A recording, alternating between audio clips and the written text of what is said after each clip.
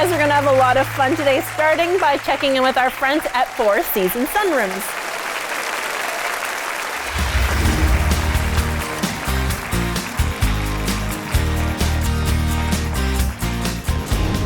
Can I use my existing furnace to heat my sunroom? Generally not the best idea. Your thermostat in your home doesn't really know this room exists. Therefore, it's not really going to control the temperature the way you want it when you need it. An independent source is usually the best idea, whether that's a fireplace, a heat pump, split unit.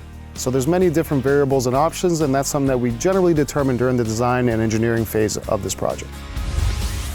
Can I use a sunroom all year round? Absolutely. These rooms become just like any part of your home. You get to enjoy them 365 days a year in beautiful weather and not so nice weather. Would a sunroom be a good investment? You know, we get asked that question quite a lot, and the answer that we've come up with is name one thing in your home that you can use every single day for the next 10 to 15 years of your life that you love and enjoy, and when you sell your home, you get all your money back and then some. I guess you can ask yourselves, is it a good investment?